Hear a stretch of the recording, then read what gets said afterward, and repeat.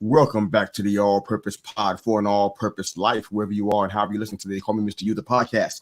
Thank you again for making us a part of your morning, your day, and your week. We're your weekly mirror check before you change the world, baby. You can find us on Facebook, Instagram, YouTube, LinkedIn, and Twitter. Download, subscribe wherever you enjoy your podcast listening. Good morning, Herb, Bo. How are you guys today? How's it going, gentlemen? Awesome. Good morning, guys. Good morning. Awesome. Football. Yeah. That's our response. Football. Oh my! Let me tell you what, man. College football, man. We were talking about it offline. Man. College football has this week was it the best week in your mind? The best week of all of the college football season? I feel like it was, man. It was like everything was just hitting. Indiana 3-8, Purdue 3-8. That was a game. That was better than Oregon State. It was better than Clemson and South Carolina. Penn State, it was better than all those games put together. It was incredible. College football was off the chain this weekend, man. How'd you guys enjoy it, man? I mean, it's a day of football, man. Like, now, calm down. Too much excitement. Well, with my heart calmed down, I enjoyed the game. But my game almost put us in a coma. So, there was time to relax. Yeah. You know, I was down with you, man. I got a buddy of mine. I helped him plan his church, his first church. He's a huge Auburn fan. He's from Auburn. So his whole family is all a Auburn thing. But the man don't talk to me no more. I said, "Oh, for real? I'm rolling with Herbert Wild. Talk to me almost every day. I'm rolling with Bama. Then that's what we're gonna do." I was a little extra happier about the outcome, man. But let's go ahead and jump into some college football, man. What you guys see, man? Do you guys want to talk about real quick? We're going to Bama and Auburn off the rip. Yeah. Come on, man. Spit it out. Get that out the way so that I can relax for the rest of the show. Copy that. Go for it, bro. That was just I mean, it was everything that we expected. People kept asking any Bama fans, are y'all overlooking Auburn? And we were like, no. I mean, especially not at Auburn. Crazy things always happen there. They play their best game in a lot. There was even talk that like last week against New Mexico State, Hugh Freeze didn't call the game. He let his offensive coordinator do it. Somebody who they think might be getting fired at the end of the year. And we 1000% thought that Hugh Freeze was going to take over play calling again for Alabama game. And he did. I mean, it was pretty clear that they skipped the New Mexico State game and just had a game plan for Alabama. And I mean, they outplayed and outcoached us for much of the game. It was just the craziest sequence that even got us into the game, then back out of the game, and then won the game. So is 5 minutes left. We have to we punt. We have 3 timeouts, so the punt isn't a terrible idea at that point. But you're already in the middle of the punt thinking, and first you get a review where you think your guy's in, looks like he's in. They say no, he's not in, so you're already mad. Did look like it. Yeah. So then you punt, and you're like, oh, now we got to get a stop. And then the kick returner muffs it, and you can find out after the game the coach didn't even know which guy that was back there. It wasn't the guy that he thought was back there. But that's good.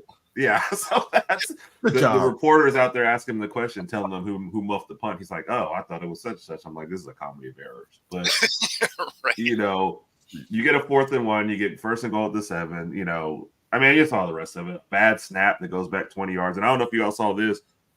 They've now showed a replay. I saw the whole thing, brother. Where one of the Auburn players went up and he did the clap, which is supposed to be disconcerting signals, but they didn't call it. So they end up with a 4th and 31. I mean, I'm already thinking, like, how do I face my Auburn friends? Like, what text messages am I going to get? It's just – and then you get a one-on-one in the back of the end zone for a touchdown. Like, none of it makes sense.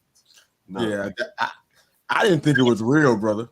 No. I watched that thing like about 19 times. I'm like, did he stay in? That was just like, it was surreal. I'm like, this really happened? Them people out there crying, man, like legit bawling tears. Like, wow. I feel bad for them. Like, they thought it was over. And how could you not? Yeah. Look how it played out. Look how many seconds were left on the clock. How could you not think it was over? It was academic, right? Yeah. I don't know if he even knew where it was going. I'm not sure. But he threw it in that area, and I don't know who the receiver was, to be honest with you. Well, I'll say, Isaiah, but I'll say this about the coverage that they played. He only had 2 spots to throw it. It was going to be on one of the outsides. because for whatever reason, it was one of the worst defensive alignments I've ever seen. First off, two people in the spy. You don't use a spy for a 30-yard run. Like, it doesn't use a spy for regular defense. A spy for a guy who has to run 30 yards and all your defenders are in the end zone. Like, none of that makes sense to me. That guy was useless. And then they bracketed everybody in the middle. So your one-on-one matchups were both. Yeah, outside. I saw that. So it was going one of those two spots. And, we picked the spot out there. And I love it. Auburn's like, oh, he pushed off. Yeah, there was hand fighting before. But if you think an official's going to call that little bit of stuff at that point in the game, yeah, okay. You guys played terrible defense at the worst time in the game. You gave the man like 10 seconds to throw. I don't, just own that, okay? That game was incredible, man. That was one of the highlights of the day for sure. Got some folks to chime in. Good morning. Mom's in the house. Always support us and give us love, man. Thank you so much, Mom. Back it up, Binge. Good morning, Sam. Thanks for joining us and listening to the show. We appreciate you. All right, what else we got going? I was talking about Indiana and Purdue. That was an incredible game, and that's where the true college football lovers come out, because all the big names always attract the people who don't know any better sometimes. It's also a big name. It's going to be a big game. Yeah, maybe. But that was a big one. I saw a little bit of that, but I didn't watch the whole game, to be honest about it.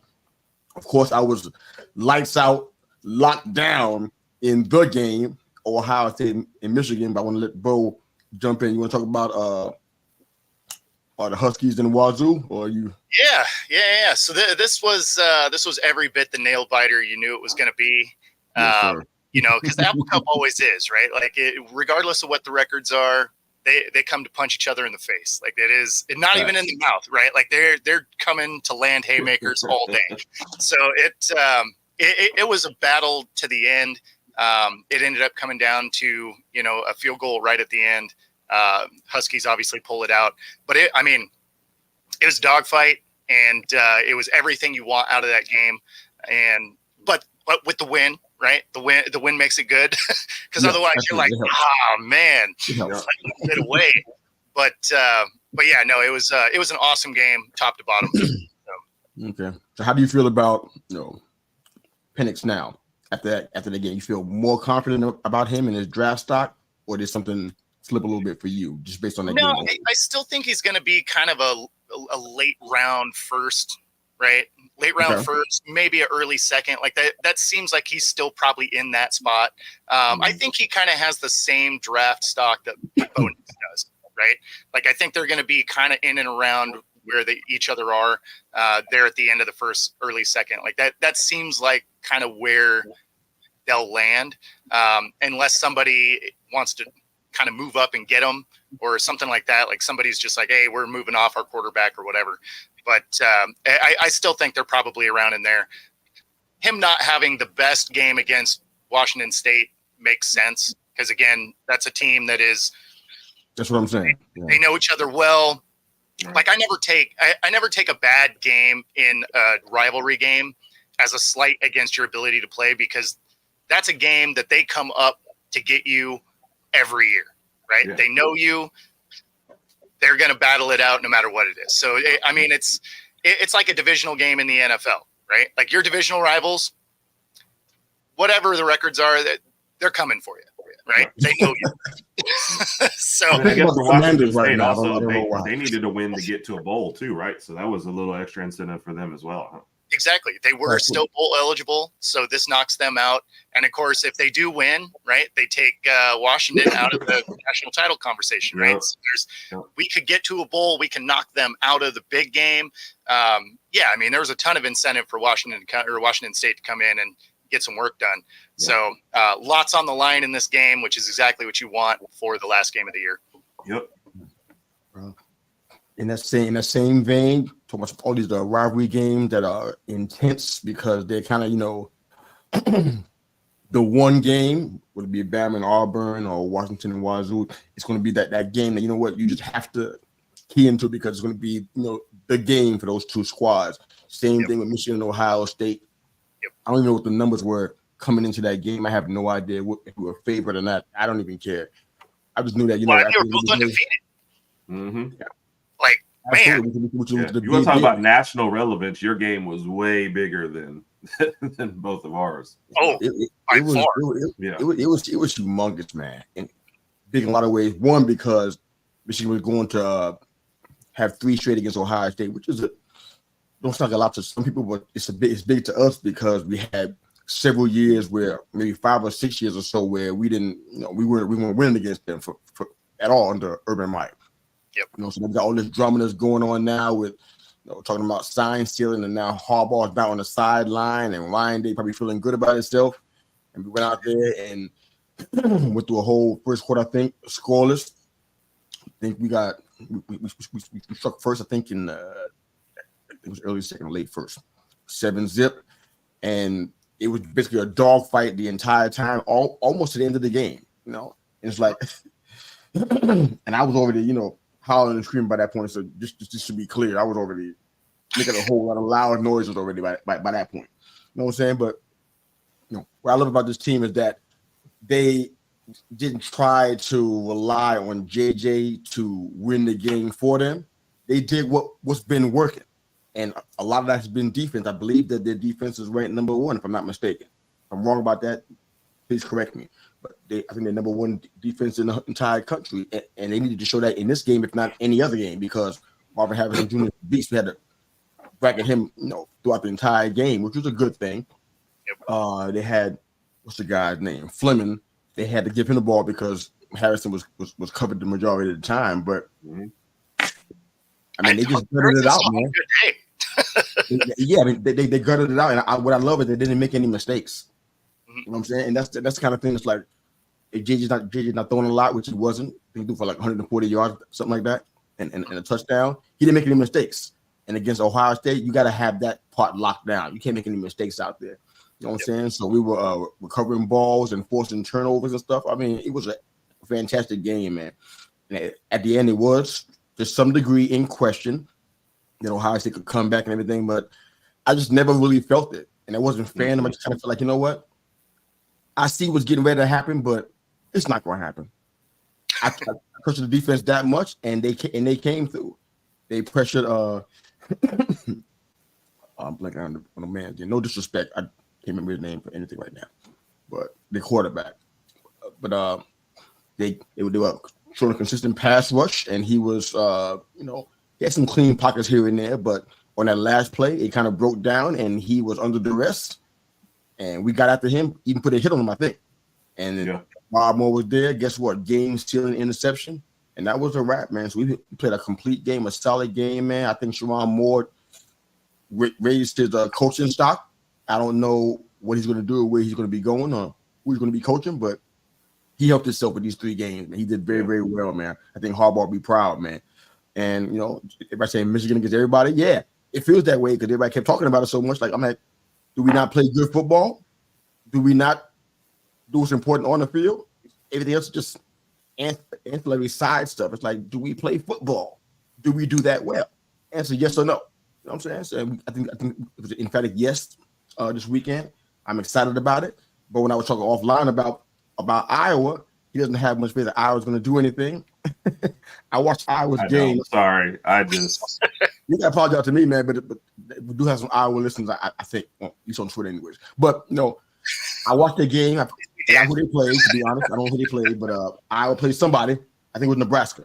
Nebraska, yeah. And to be honest with you, man, what I saw, and I watched about 2 quarters. Nebraska was putting in work on Iowa. I don't know what the incentive was for that. They're not ranked. They probably get into a bowl game. I think they're 5-7, so I guess they knocked out of a bowl game now because they didn't win that game. So they're not bowl eligible. They put in work on Iowa. They had them people out there stressing. I'm like, wow, this is who we got to play. So I was kind of salivating just a little bit. I'm like, oh wow. I was seeing a whole bunch of stuff that I know our team can capitalize on. So I'm with Herb on the fact that I believe we should.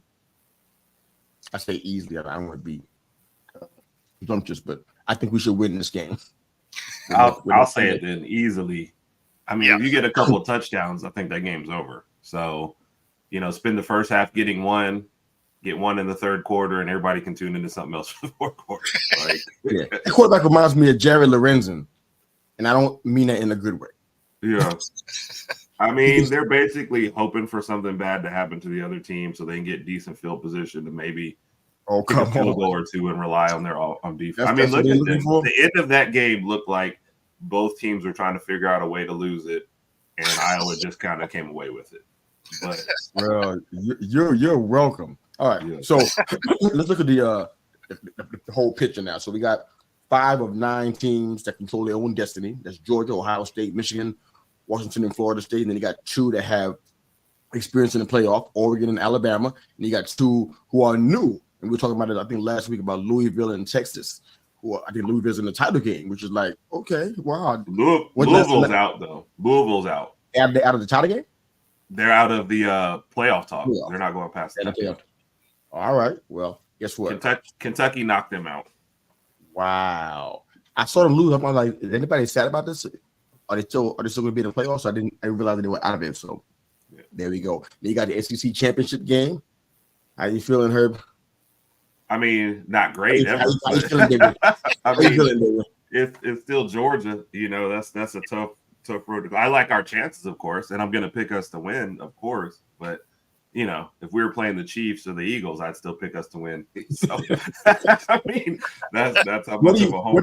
What do you like about your guys' chances? I mean, because you know your team better than anybody else, man. What do you like that you're seeing? Just that we've gotten better every game, and we seem to improve. Our quarterback is getting better every game. The defense is solid, so I think no matter what happens offensively, they'll keep us in it. And except for this last game, we've seemed to make really good adjustments for the second half, and Georgia seems to start slow every game. So, I mean, there's a lot of positives. But I mean, no, take no mistake, I still think Georgia's the best team in the country, and it's, you know, this is not going to be easy by any means. They have every right to be favored. I would favor them, and if I was more honest, I'd probably even pick them to win. But I like our chances. You know, I mean, we just converted a 4th and 31. Anything is possible now. So, right. Good morning, Raj. Roll Tide, right? Good morning, brother. Glad to have you on. What do you guys think is Georgia's strength? Man, it's changed the offense. You know, like it's changed the offense. Yeah. So even listening. Yeah, exactly. You know, I mean, that's we're laughing, but that is the perfect point. You know, they're even saying Georgia's front 7 is not even the best in the conference anymore. You know, now that's listening to the Georgia podcast and SEC podcast. They're putting Texas A&M above them, and even Alabama's front 7 above them. So with their ability now is they still play. Now, let's keep in mind, Georgia not having the best defense in the country is still like a top 10 defense. So it's not like they're a bunch of bums back there. And the secondary is probably the best in the country now. But, you know, they can score points, you know, in a variety of ways, and they have a variety of pass catchers. So they're scary on offense now, which is that's a Georgia team that can play both sides of the ball really well. Is a very, very scary team. So. Yep. Oh yeah, there's so many scenarios. I wasn't lay out all the scenarios, but I'm like, I don't know if I feel like doing that now. But there's a whole bunch of scenarios about what could happen if this and this. I read an awful lot about the Armageddon scenario, which I thought was so funny. I'm like, ooh, that one had the most chaos. I want that. That's what I want. One with the most chaos. That's where 8 teams are at 12-1. And it's like, who's the committee going to pick then? We probably have no undefeated Power 5 teams. It's going to be left in that scenario. Alabama wins out and takes the SEC. The Ties and the Dogs both finish at 12-1. Ohio State and Michigan, well, they play each other. So if Michigan drops the Big Ten title to Iowa, which I think is laughable, but if that happens, they finish with the best record in the league at 12-1 as a non-champ, and the other one finishes 11-1, something like that. Oregon wins out, takes the Pac-12. The Ducks and the Huskies both finish at 12-1. Texas wins out, takes the Big 12 and finishes 12-1. Louisville didn't win out, so this is a non-factor for them. They're already out. But it would be something like that. We have 4 conference champions against 4 non-champions, I guess. In this case, Louisville's out. So I wonder who replaces them in that scenario now, since Louisville's out. It's not Texas, but okay. So, are you guys excited about college football or what? Yeah. It's gonna be pretty crazy. It's gonna be pretty crazy. Oh my goodness! Yeah. Look at this. Louisville has 2 losses, not going to the playoffs.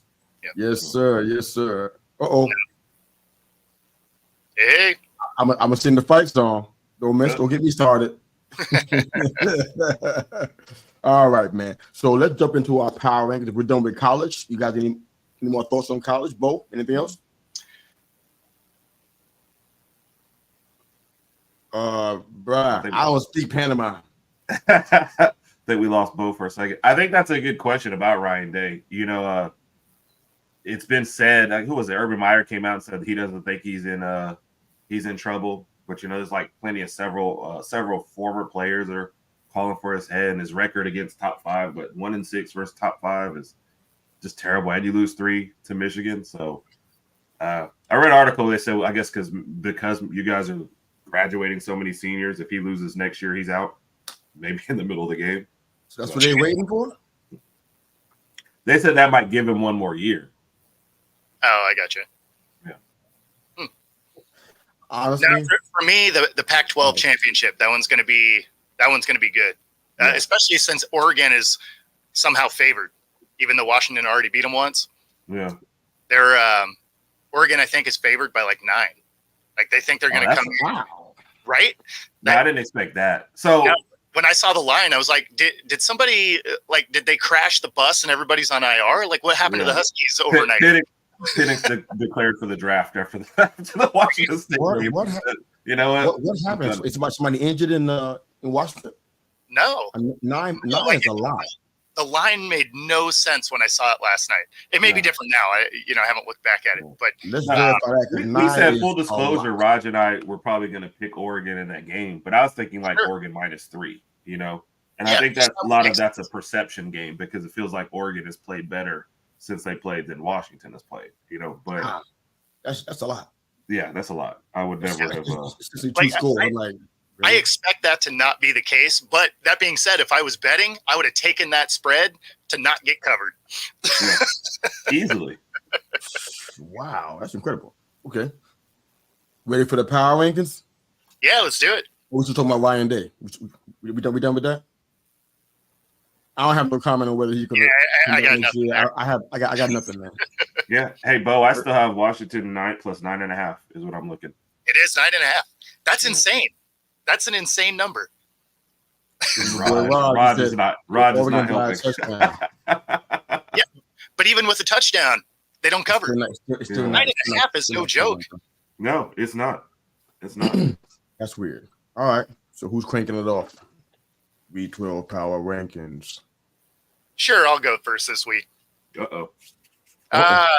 So mine didn't have tons of movement, at least at the top, right? So I still have the Eagles at 1, Ravens at 2. I did slide the Niners up to 3. Lions at 4, KC at 5. The Dolphins still at 6, Cowboys still at 7.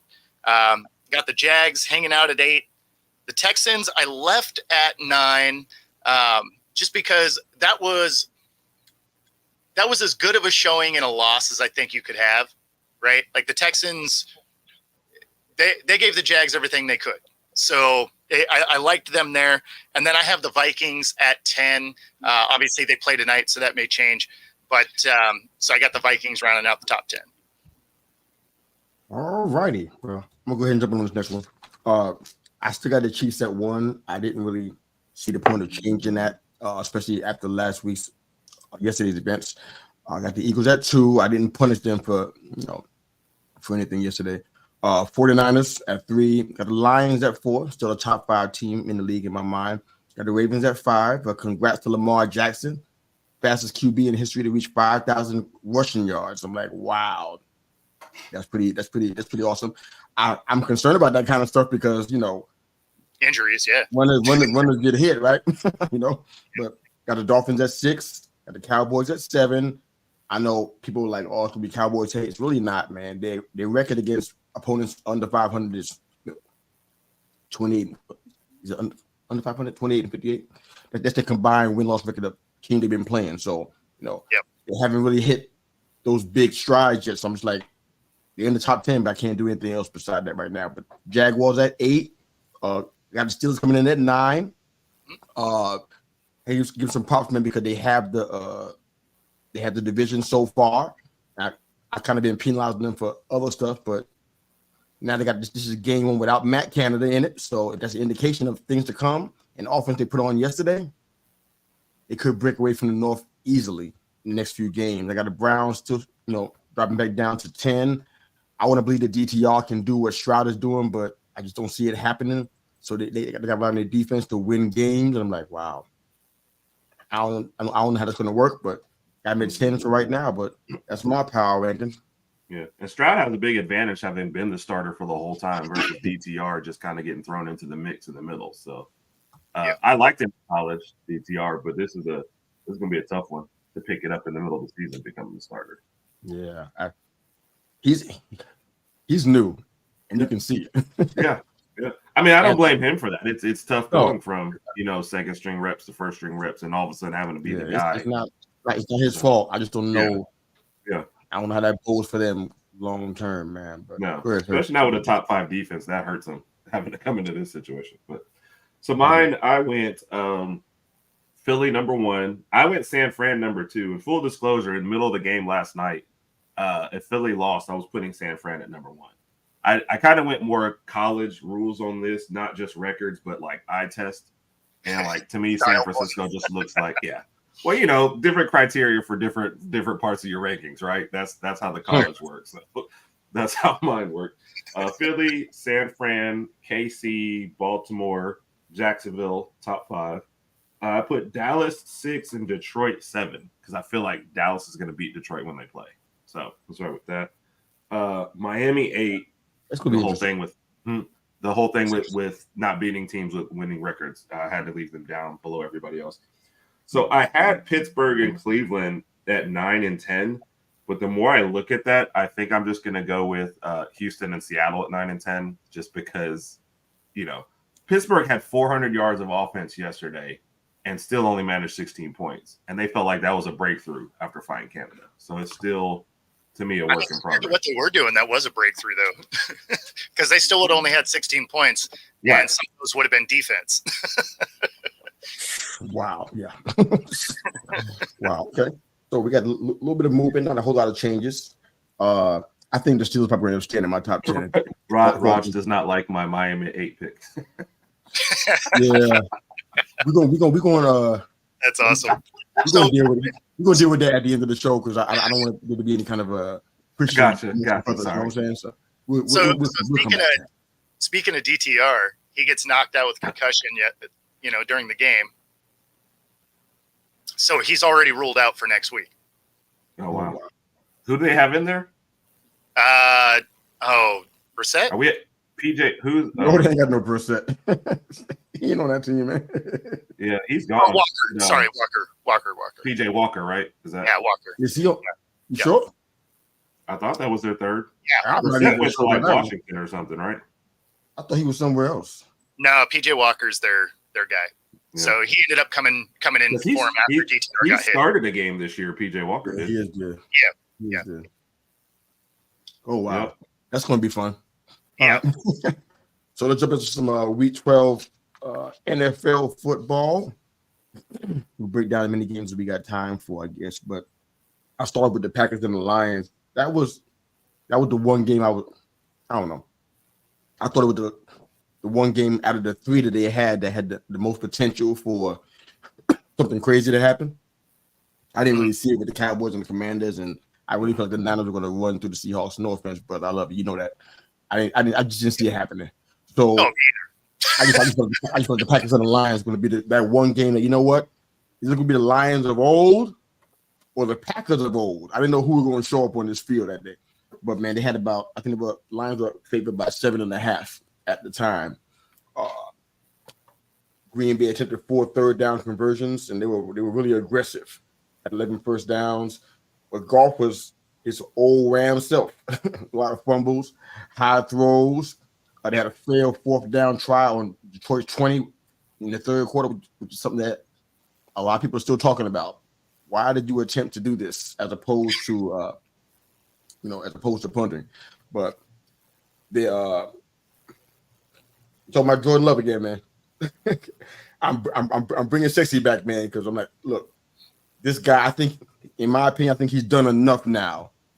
He's got enough connection and camaraderie with the team to say, you know what, get this man a shot. I'm not saying how long. I ain't saying some kind of multi-year contract. I'm not even saying all of that stuff. that's somebody with bigger pockets making that kind of call. But for me, you got to give him another shot, a clean shot, hopefully with Bakhtiari healthy, which is something that we talk about every single year because it doesn't happen. But with a healthy left tackle back there, give him what Rodgers thrived off of. Let him have protection, give him time. I mean, he had I think that was his best game of the year Thursday. 307 yards, 3 touchdowns, no turnovers, which is really good for a young quarterback, right? 125.5 passer rating, the best in his career. I mean, I think he's the first Green Bay quarterback those 300 yards in years, in like 2 years. So those things matter, man. So I think in his 4 games, he totaled almost 1,200 yards with 8 touchdowns, only 2 turnovers during that time, which is like really good. Christian Watson jumped on a post-game presser saying, you know what, in my eyes, I've seen enough. As far as his future as a franchise quarterback. He said, he went on to say, I'm reading his words verbatim. He said, we know what he's capable of. And for him, he's going to keep on getting better, keep on climbing, keep on getting even more comfortable back there. We're going to keep on getting better around him too. We're going to keep coming up as a team. That's only going to make all of us better.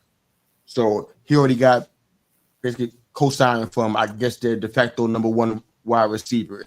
And I'm sure other people on the team feel the same way about him, man. You got to give him another shot, man. He did really good. And the Lions are not pushovers. They're not the Lions of old. I mean, we saw stuff that wasn't good on Thursday, but they're not the Lions of old. And the Packers dismantled them, man. They handled them. I don't know how else to put it. You know what I'm saying? So you got to give the Packers and Jordan Love props, man. But what do you think about the game, if anything? If no thoughts, we can move on. No worries. No. Like it was a good game, and it was a great showing for the Packers. It was some sloppy football by the Lions for sure. Yeah. But I mean, yeah, you started to see some things that you needed to see for people to keep their jobs in Green Bay. Yeah. I was texting a Lions friend during the thing, and he just wasn't surprised at all. He's like, this is just us on Thanksgiving. Like, this is, like a regular occurrence. Yeah. The Lions on Thanksgiving is like being on the cover of Madden. Like, it's not going to go. he wasn't surprised at any of it. So, y'all want to break this tradition and take the Lions out of it? I mean, then what's going to happen? No. You leave them in there. They go into it like almost slated mentally that it's a loss. Yeah. But they'd be complaining if you took the Lions and broke tradition and took the Lions out of it, then they'd be complaining about that. It'd be a big outcry. Yeah.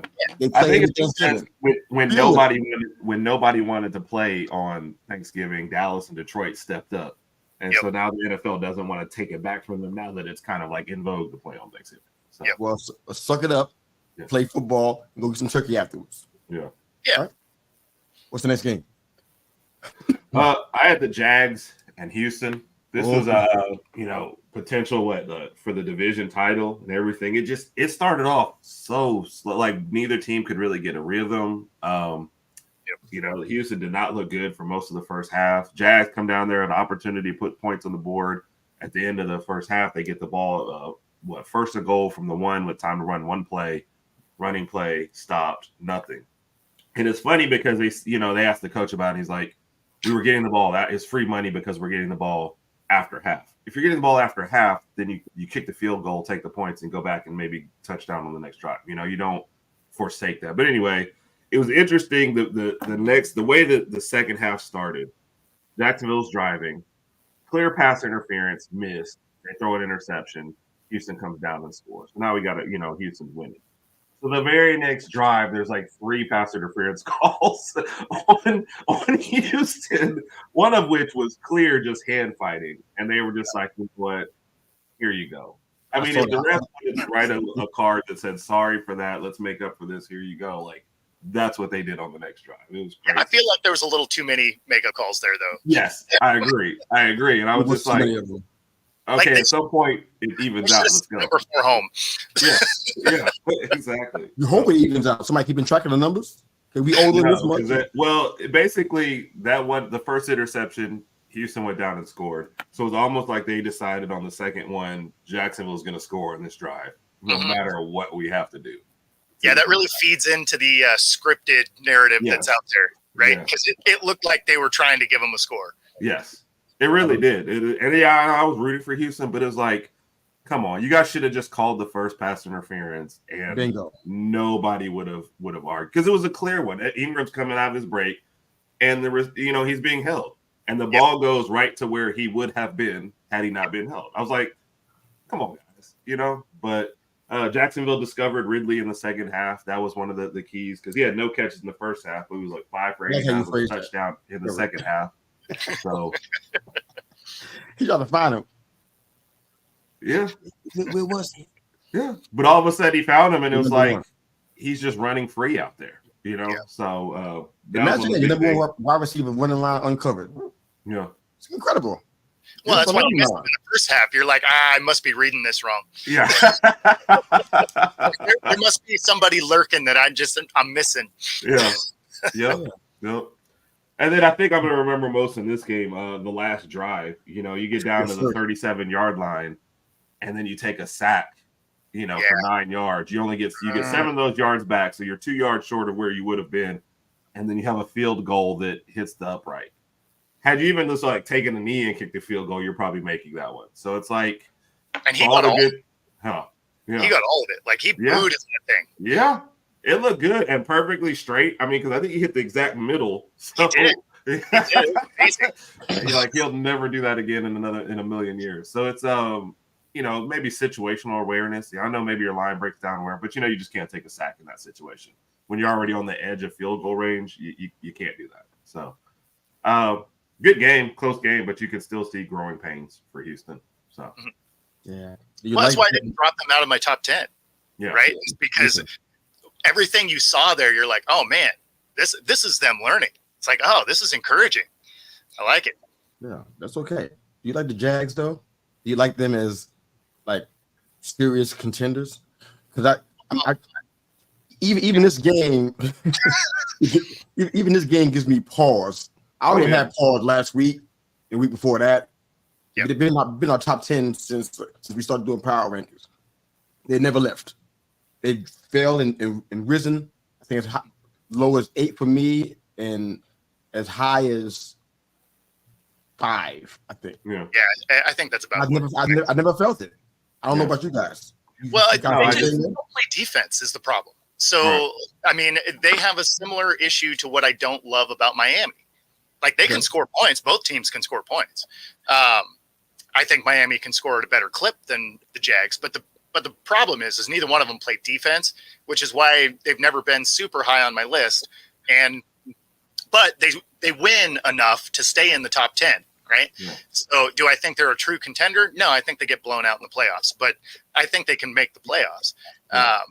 But it's why the Jags are a position ahead of the Texans, right? Obviously, they beat them head-to-head now, too. But, they're just a little more consistent, right? But yeah, they don't play defense. So I don't take any team that doesn't play defense seriously to win a ring. Yeah. I think they also just seem like they're playing just well enough to win the division.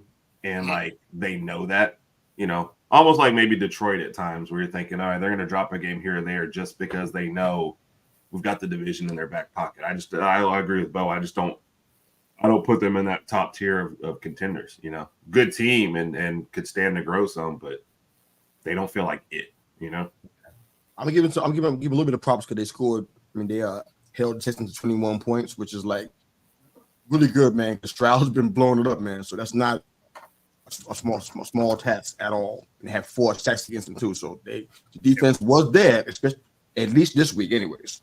So give a little bit of props on that one. But go ahead, Bo, jump into your game, man. What you got, brother? Yeah, so I mean, obviously, I got to do the Niners Hawks. Big divisional match. Excited? It went how I thought it would go. It, as a fan, I wanted my Seahawks to win, but as an analyst, I was like, that ain't gonna happen.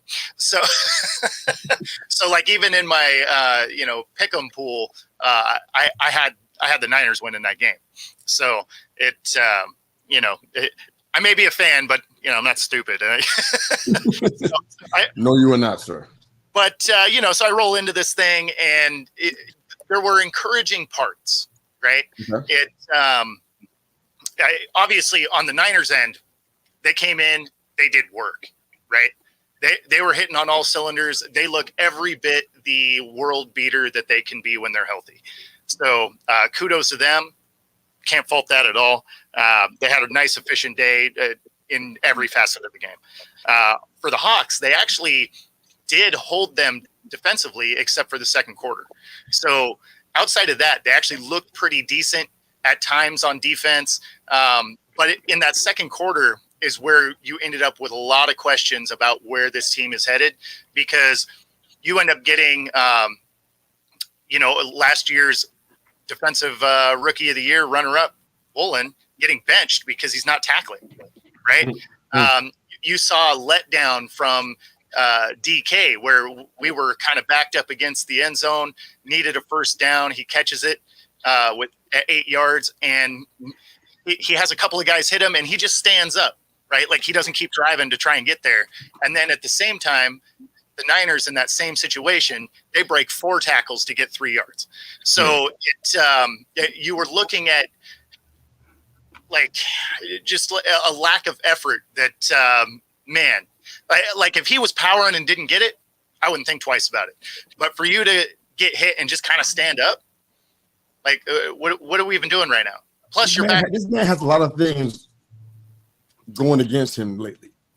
Man, it's rough. And unfortunately, I happen to be sitting at that end of the stadium, so I got to watch it like real close. So he has a lot going on. Yeah, it's funny. I mean, it's why that conversation about him potentially being traded comes up, because he does so many things that kind of hurt the team as opposed to the amazing things he can do.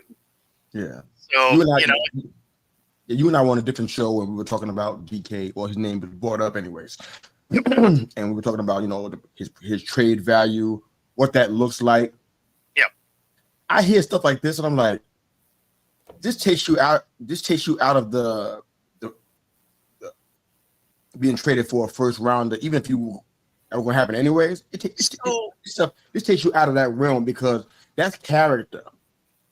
For sure. Football. I mean, the man's strong. I mean, we know that he can play. He can catch. Thank God, he can catch passes. You know what I'm saying? But that kind of stuff, it's like that's mental. Other stuff is like, wow, what do you? Yeah. How do you assess that kind of stuff, man? So it's like it's really weird to see what's going to happen with him. I think what you said on the other show was really smart, man. Move him now while he has the highest value. Mm-hmm. Yeah. Because if this stuff is going on more and more going into the playoffs, and now DBs know, they didn't already, they should already know by now, but they know that they can get under his skin, make that man break character. So the thing that's funny is he'll because of his athletic ability, he has one move for top dollar no matter what he does. Because the NFL is funny if you're moving from the first team, they're like that unrealistic girlfriend. They're like, I could change him. Like, yeah, you can. That always works. Yeah, and we've watched that exact scenario with Diggs, right? The Bills end up bringing him from the Vikings, right? He was okay for a little while, and then he turns back into who he is, right? So I think I mean it's that dude, right? So it's I mean I figure a team is going to give him they're going to give him a top trade for the first time. Now, if he does this again in a new location, then that trade stock goes way down. But the first time, there's always one coach out there that looks at all the athletic ability and they're like, I could change him. He can work in my system. Yep. I'm saying the same thing I said on that other show, brother. I don't see no first, man. A 2, or 2 2s, a 2 and a 3. Yeah, but you ain't getting no first. I mean, a couple of twos would still be fine based on the players in the house. Not a first rounder. No, sir. Right? All right. With Lockett, JSN, and Bobo, I think they would be fine. Yep. And to both points, sometimes it only takes one. So you don't need 29 other teams to offer him a first. You just need that one to come out there and say he's the difference for us. So one conversation, which we can have it, but who would that be? But we ain't got time for that. All right, I'm going to get into passing the Giants. I'm gonna try to be as quick as possible because we're kind of up against it a little bit. But actually, the Patriots were favored by 3.5. I couldn't believe that. I don't know why. Okay. I don't know. I didn't pick them in it. And we kind of went into the week with some alleged issues between Coach Dayball and our DC, Wink Martindale. Right. They're not getting along. They're not sharing their pizza anymore. I don't know what the heck's going on out there. But to be fair, we have struggled to overcome, replicate last season's success in 2022. We had a 3-8 record going into the game. Bottom 5 offensive and defensive yards. So it was just a surprising plot twist to see this kind of game like this. So the game ball went to Wink today. I said it before it even happened. I said, you got to give Wink the game ball. And I saw a piece of the locker room meeting, and guess who got the ball? Wink. And everybody in there cheered. Man, them boys is all around. They ain't rallied around Wink. You can't let that man go behind no disagreement. That whole room went erupted when he got that ball in his hand. And he stood there. He had tears in his eyes, and people was crying with him. Like, you gonna get rid of him? Yeah, good luck with that. But the defense showed up though, despite the absence of Sexy Dexy. He had a hamstring. This game was weird because I couldn't tell if New England was trying to win or not. It was really hard to tell. We gave him the ball back, but I think about 2 minutes left, which was like I had actually stepped. It was like 3 minutes ago, 3 minutes in, or 3 minutes left, and we had the ball in our hands. I went to go step out. I came back, and the pass was driving. Like, what happened?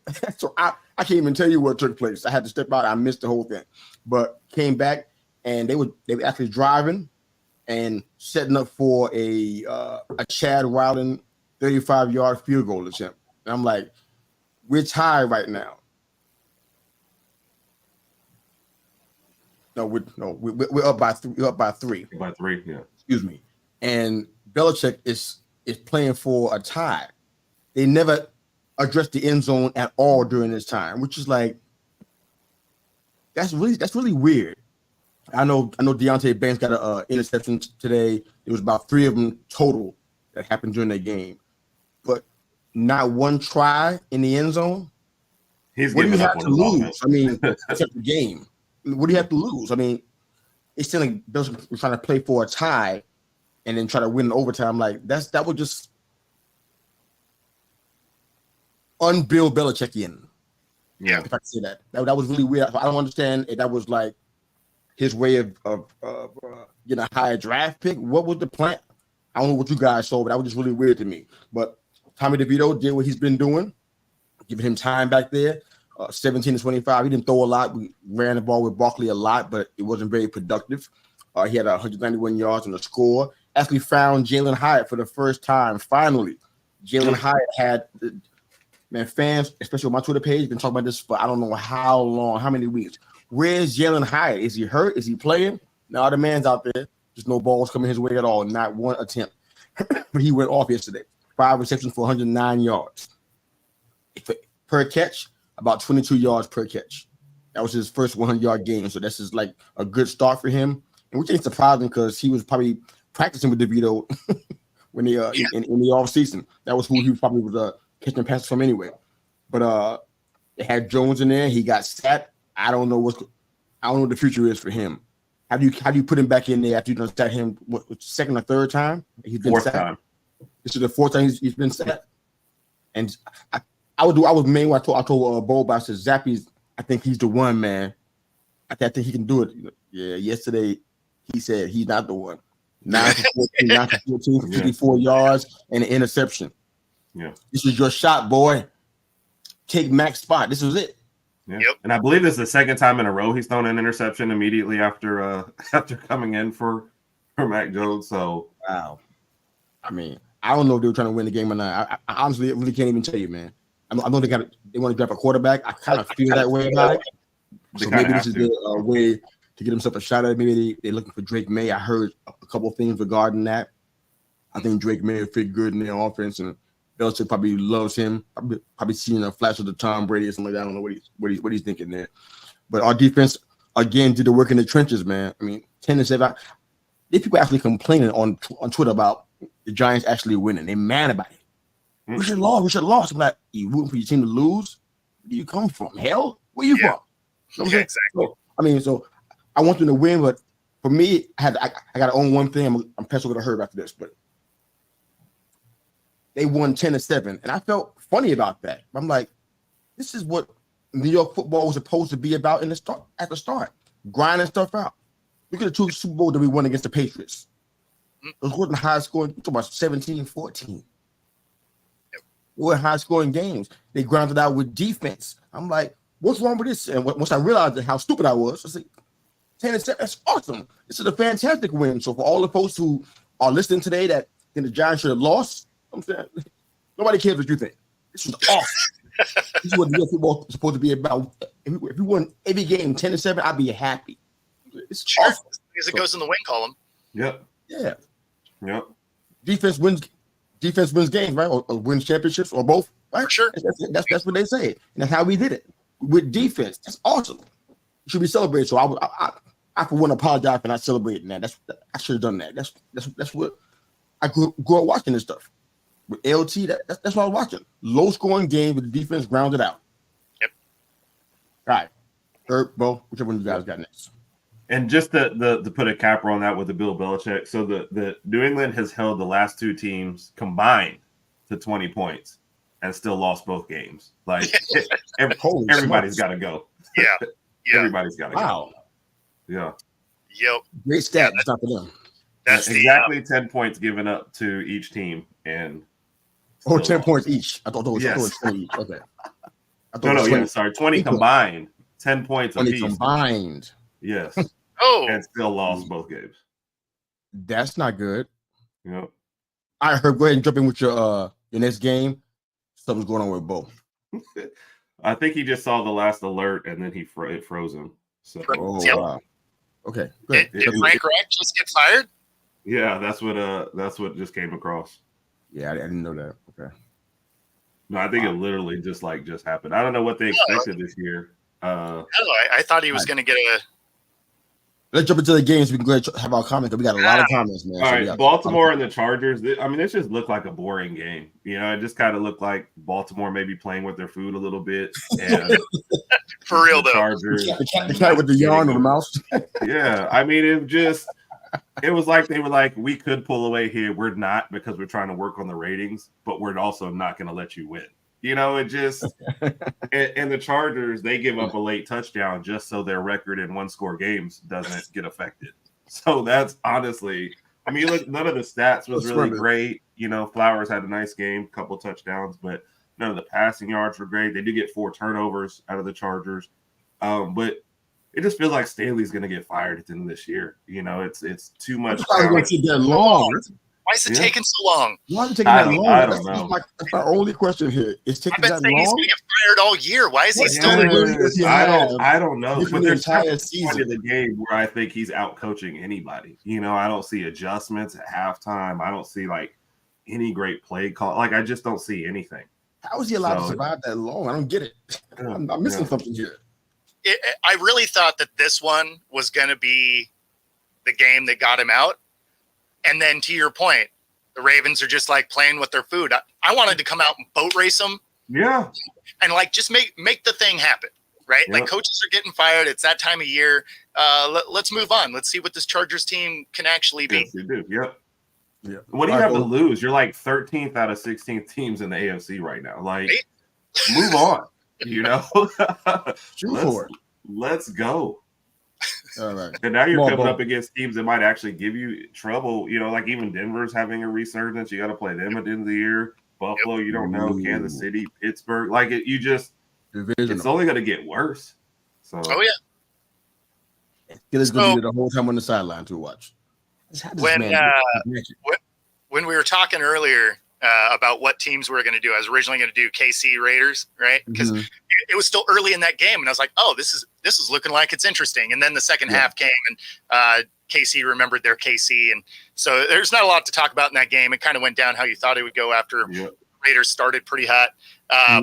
But the Bills-Eagles game, that was a fun game to watch. They it was everything you wanted out of that game. Ends up going to overtime. Eagles pull it out at the end. both quarterbacks made some mistakes, but still had good days. So I don't know. It was a really fun game to watch. If you missed the game, this is one I'd say go back and watch it. It was fun to watch. Fair enough. All right. Well, we don't have any poll questions, but we have a whole lot of comments. So you guys ready? Ready to jump into these? All right. Raj, one half of the Herb and Raj podcast, seen every Tuesday evening at 9 p.m. EST and 8 p.m. CST. Excuse me. Louisville has 2 losses, not going to the playoffs. That's academic. All right. Shake Back Group is chiming in. Hail to the victors. Hail to the victors. Valiant. Hail to the conquering heroes. Hail to Miss Churchill. All right. So it's time to say good night to Ryan Day. Well, the guys have already chimed in on that. They think he have another year. I think he should be gone. We need to kind of change the dynamic of it, get a fresh feel. They're going to be losing some key players on their team going into the draft. But they need to go ahead and start over in regards to. And to be fair, our answer isn't like, should he be gone? It's we think he'll get another year. I could see why he would be gone with his record of big games. But I think why he should get another year. That's a question I have. Why should he get another one? Based on what? Because we don't get to make the decisions. We could Ryan Day and Staley could be hanging out in a bar together right now. Even his face says fire me. Yeah. Yeah. Okay. Raj says I'm taking Oregon by a touchdown. That's against Washington in the title game. That could, well, I don't know what's going to happen. That's a game I want to watch because I have no idea. Yeah. Right now, feet to the fire. I'm going to pick Oregon, but don't ask me about no numbers. How much? I don't know. Definitely not the 9.5. No, I was thinking more like 3. I'd be shocked if that happens. Yeah, I'm thinking 3. All right. Shake Back Media Group says, can I get you guys on this week for a championship week preview? Give me the best day and time of your availability, and I'll make it work. We'll work on that one, sir, ASAP, immediately following this show. All right. Rogers back in. Is Carolina regretting not taking Stroud at 1? Yeah, they probably are, but they never say it. It's probably all up in the front office like, man, we messed up with that one. Well, the way Carolina's built, I don't know that Stroud has this much success, though, at Carolina either. So. I don't think he does. Their offensive line isn't very good. Do you guys like Bryce Young overall? I mean, just forget what you saw this year. I mean, like period coming into the league. Did you like him that much? I had Stroud as my number 1 pick. I was biased, so of course I liked Young, but I had no issues with Stroud. I thought he had a great year.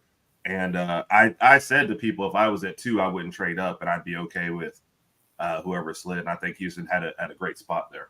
So, yeah, I did not have him at 1 either. I don't know. Maybe it's that he's barely my height, and I'm like, I always feel good about that, especially when top picks, like even with Kyle, look what's happening with him. I mean, I don't know. I just didn't feel good I didn't about like him because he was a little bit smaller and he was going to be behind a bad offensive line no matter where he went. Yeah, right? For the most part, yeah. Because, I mean, if you're getting picked high, you're going to a bad team. Like, that's why they have a high draft pick. So, and unfortunately, if he was going to have success, he actually probably would have been better. Probably would have been better with the Colts. Yeah. I'd like to see him get to sit a year too, though. So. Yeah, no, for sure. I want to see what's going to happen there too. All right, Rogers back in Miami at 8. Herb is absurd. Hello. That was the Miami. Herb, you have something to say about this, Herb, because you clearly affiliated. All the teams ahead of him have winning records, so I would have to think they would all beat Miami. So I stand by my ranking. Hashtag double down. Wow. Yeah. We will discuss this tomorrow night. He can yell at me. Yeah, that's going to be a hot one. Please tune in 9 p.m. EST, 8 p.m. CST, the Herb and Raj podcast. You can find them on YouTube, Twitter, Facebook, the whole 9 yards. Wow, it's going to be a tight one to watch that show. All right, the Shake Back Media Group is chiming in again. How do you have a team that beat another team ahead of that team? Did we? I have no idea which one he meant, though. Yeah, me either. Yeah, I don't know. Then he said, Flacco. All right, brother, what's going on over there? Flacco. What are we talking about here? Flacco, he get signed by somebody? Yeah, I thought he was about to be starting, but I couldn't remember who. Oh, are you serious? Yeah. Thought he was selling cars or something. Oh, yeah, he's working out for the Browns. Oh, that actually makes sense. Okay, so did that help out with this comment at all, or in my? How do you have a team? I mean, I think it's a terrible idea. Oh, I'm looking at my rankings. I don't know who I had in front of. It's one of those like vague comments. Yeah. I'm not sure. I feel like he's talking about Miami, but that's just he's talking about Miami. But I just want to know that for sure. How do you have a team that beat another team ahead of that team? I'm not sure. Yeah. What's up? Good morning to the Real Fresh channel, TRFC. Loving the show, fellas. Well, thank you. We love that you're here and enjoying the show with us and helping us out, man. We really appreciate it. Top of the tier syndrome. Okay. That must be top of the tier is spelled wrong. I think he means Jacksonville. There it is. Well, no, it's TIER, but I'm an English fan. So yeah. I don't mean no offense. But yeah. He was talking about Jacksonville. He was talking about Jacksonville when that comment came up. Oh, yeah. He's top of the next tier of teams.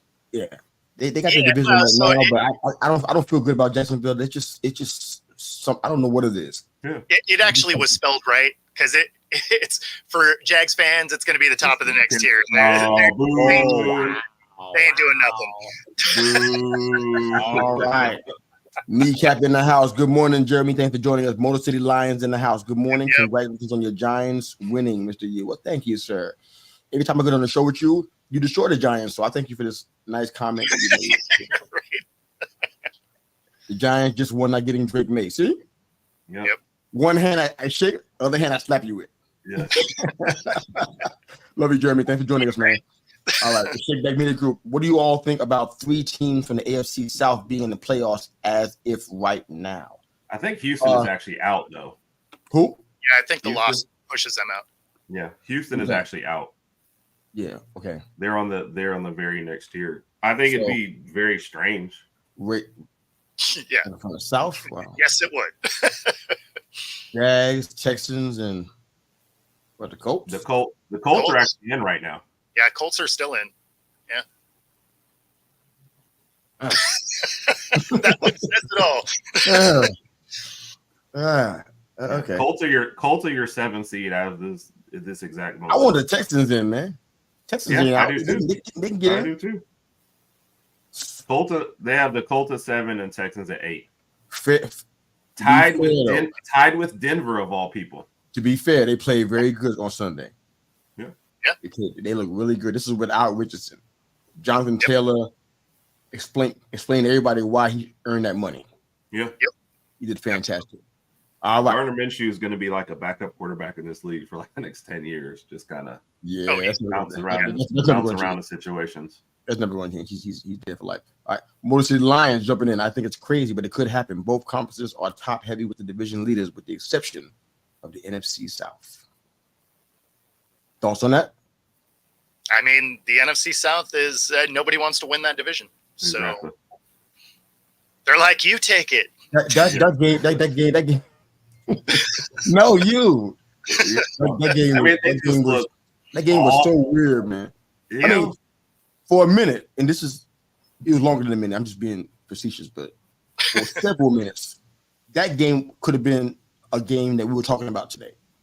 Man, this game. Sure. When it got to that certain part in the fourth quarter, like, nah, we can't talk about it. Them Saints, boy. Man, you're gonna be 5-6 and trying to get into the playoffs.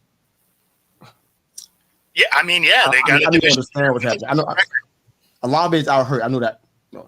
Michael Thomas, which I found out yesterday, I didn't even know that he was on injured reserve. I had no idea. Kamara is still running into his protection. It's still a comedy errors going on. It's like it's so bad. I'm like, how are you so bad? You got all this talent. How is this possible? I mean, how are they that bad and still in the race? That's what I don't get either. So the whole thing is just ridiculous. They're going to be getting a new coach too. Would be my guess. All right. Motor City said I traded Giants AG for Wink today. I'll gladly pay you Tuesday for a hamburger today. Exactly. Dennis DeVito looks pretty good. Why they call him Dennis DeVito? Man, let that man live. Call him out his name. All right. This is where Jeremy has some fun now. This is the kind of comment that I see routinely in different places. Yeah. Because Danny Jones cannot throw dime. This is why I call him Danny Pesos. It's about what his throwing ability is worth. Yeah. That is unfair and also inaccurate, Jeremy. Have you watched the game that he was in? He can't. They call him dimes for a reason because he can throw them. That wasn't his problem. He has some problem, but that wasn't it. He can throw down. He can throw. He can make every throw that there is to make. He can do that. But that's not the problem. It's other stuff. Kicking a man while he's down, that hurts. He's not even playing. If it's all about him throwing dimes, he can do that. Sure. It's about him throwing any kind of make any throw in the NFL. I believe he can do that. At the same time, I don't want him as the quarterback anymore for other reasons. But he can do those things. He definitely can. His team, other team, doesn't matter. They're right to him. Interception ain't a problem either, man. What are you talking about? It's the O-line. I mean, let's be honest. He was getting crushed back there. Yeah. My problem with him ain't got nothing to do with none of that stuff. It's decision making. Yeah. It ain't got nothing to do with that stuff. It's like they have a blitz. I mean, that usually means that you got a guy open behind your defensive line, and you don't throw the ball to him. You looking around and thinking about running, and he's right there behind the line in that loose gap, no secondary around him or anything. He's just standing there, and you won't throw him the ball. That kind of stuff right there is not what good quarterbacks do. That's my beef for him. He got nothing to do with him throwing dimes. All right, but here we go. Because the fan base thinks drafting the next quarterback is the way. Sometimes it's better to build a team before you draft a quarterback. Amen. Agreed. All right, Rod jumps in. Panthers fired their coach. Wow. Frank is out. I thought Frank Reich was going to be going into the off season before they even talked about this kind of stuff. Just because of how they were framing it, something about his contract and. I mean, he just signed. He couldn't even wait that long. Huh? I thought for sure he was going to get at least a second year. Yeah. Right. With how young this team is, and I mean, obviously they underperformed, but I thought he was somehow kind of safe. Yeah. I didn't think that, but I didn't think it'd be this early though. I thought it'd be a discussion in the offseason whether they want to do it or not. They discussed it while the season's still going on. Yeah. So it was like it's over. I saw what you did there, Bo. How young this team is. I saw what you did there. Oh damn. Fun with puns. I didn't even mean to do it. Pardon the pun. All right. Now we got a lot more comments left, which is a good thing to have. So let's roll through them. All right. Frank Reich just signed a 4-year deal. He's paid the next 3.5 seasons to be on the couch. Yeah. And wasn't this offseason when the NFL came out to the guys and said stop firing coaches so quickly because there's so many dead money out there and every team just said whatever? Yeah, there was $880 million in coaches being paid that aren't coaching. Yeah. That is an insane number. I sit here right now, not even sure if Frank Reich was actually a problem. Yeah. I don't even know. Yeah. You find there's a litany of problems with that team. Exactly. Was it him? I mean, he wasn't shiny quarterback. He had a rep as the quarterback whisperer. That kind of stuff will kill you, man. Because if you don't do what they said you are. Given the owner's reaction yesterday and him dropping the F-bomb and coming out, it almost feels like an emotional decision versus a rational decision. Yeah. That money proves that. How much is left? Mm-hmm. All right, Baltimore look like they're going to be the team to go to the Super Bowl this season. Yeah. I disagree based on that game just because they didn't. I don't know about that. Yeah. Not that they aren't the team, but I wouldn't say that based on how they played the Chargers. I know that's Bo's pick, but I'm not quite sure about that. To be honest with you. What I saw yesterday, even though they played the Chargers, who are, I guess, considered a weaker opponent, I didn't see this was a perennial Super Bowl team. This is happening. This is automatic. I didn't see with the Chiefs either. So I don't know who in the AFC has that look, but it ain't either one of them. The Chiefs don't look that way, and neither do the Ravens. To be fair, I don't think there is an AFC team that is the standout favorite. No, at least that I've seen. Like, it's gonna be fun. They all look like they have flaws. Yeah. All right. Let's keep the train moving. Tell them, Bo. All right. Bo gives us some love from Motor City Lions. Back to Chargers into coaching oblivion. Yeah. That's been happening so many weeks, but the coach is still there. So yeah. It makes no sense. He's got blackmail on somebody. Right? He got pictures. I said that like 8 weeks ago. He got pictures. I agree with you then. I don't think I want to know what the pictures are either. So yeah, true. Let's spend a second on this right here. Just a quick look at this. We thought Russell Wilson was gay. I thought we already had his eulogy typed out. And look, Peyton's actually doing what he went there to do. He's turning the franchise around. Can you believe it?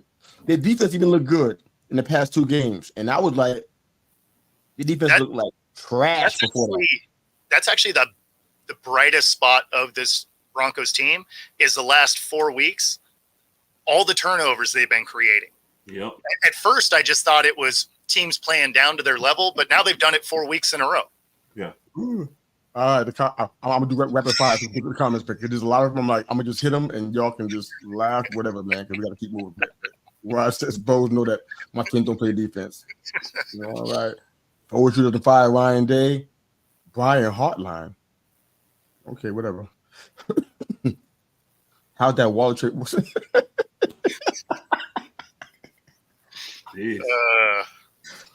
To be fair, because nobody else wants to do that but me. So.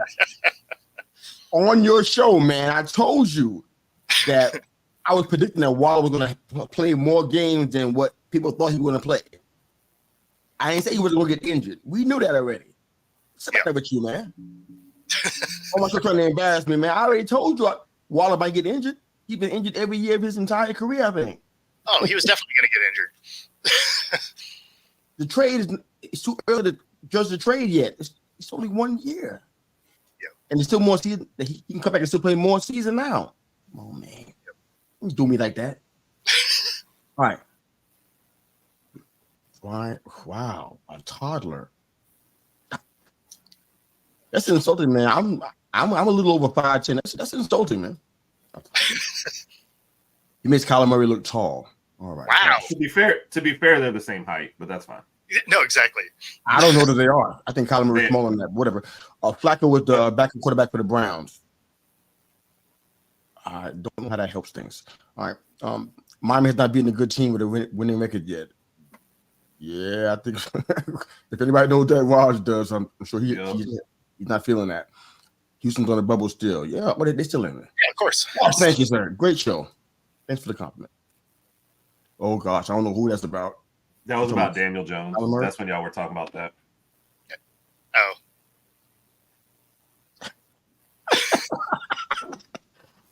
The insults keep coming. I don't know what Bo did to rub it in, but he's just. I don't know. This is just fun. Okay, this is actually a fair point. Thank you for sharing that. Motor City Lions. This is a fair point, man. They traded away all the good stuff they had and bringing in a rookie quarterback to have nobody to throw to. Yep. Yeah. It'd have been much different if CMC and DJ Moore were actually there. It probably would have been a whole lot different. Oh, I don't know how McCaffrey's avoiding injury in San Francisco, but in Carolina he was injured like every week. I don't know how. Well, but the problem is they still didn't have a good offensive line, so he was getting hit by linemen instead of linebackers. Right. I mean, that's 100-pound difference. So they might have something more than pictures. Okay. Oh wow, I'm gonna have to start checking these comments before I put. Wow, getting aggressive here. Oh yeah, this is the last one. Thank the Lord. You skip one of Rogers. Yeah. Yeah. Oh, let me see it. Frank Reich and Jimbo Fisher are living a good life. I'm fine. Okay, just don't forget about those direct deposits. I mean, I just want to be Jimbo's friend right now. You know, just like, how do I get to his inner circle? That's just what I want. Wow, charity case me. Mexico. Charity case me right now. I'm totally down with that stuff. Hey, we can hang out every day. I'm cool with that. Like, right? You know. All right. Well, this is the last comment. It looks like I had KC with Philly. Yeah, that's not going to change. I still feel the same way about that part. But wow, they don't look super great, but they're winning. They just don't look great. I mean, I don't think it's injury related. I think it's just something else going on there. But they don't look like a Super Bowl contender. But neither is Philly either. So who knows? All right. Any closing thoughts, guys? Let them know. See, we broken down. Them comments broke me down. The whole vibe came from these comments. Everybody was happy and excited, clapping and smiling, showing their teeth. These comments, man, y'all broke us down, man. Congratulations. It's weird man. because Y'all they broke just down the won host a of this game. show, man. They just Y'all won broke a down the game, host and you're getting all those comments. Like, Y'all so broke down the it's host of like, this show, man. And comments about players not even playing. yeah, Yeah, Maybe it- it's yeah. right? He may have taken his last snap as a You Giant. guys are brutal, man. But we love you. And thank you for the comments of your participation in our show. We appreciate it very much. Bo and Herb, somewhere they can find you, man. Go ahead, Herb. Our YouTube channel, this is Tube or Herb Raj Podcast. Search for either one of those. We put all our content. And then tomorrow, or on the Twitter, or formerly known as Twitter, whatever, at Raj Herb. I'm gonna keep calling it Twitter. Raj _ Herb. And then tomorrow night live, all your platforms, 8:00 Central, 9:00 Eastern, and whatever Bo's time is. I guess like 4 in the afternoon. I guess Bo's time. Yes. Yep, because I'm on another planet. It's fine. Yes, And of course, for me, you can find me here every Monday morning on my channel as well at Football Talk or Football Talk, and my Thursday and Friday morning shows on Roku TV. Awesome. Well, thank you guys so much. Appreciate all of the support out here and for all you're doing with us. Thank you so much, guys, and hope we have a great week. Guess what? Time to go.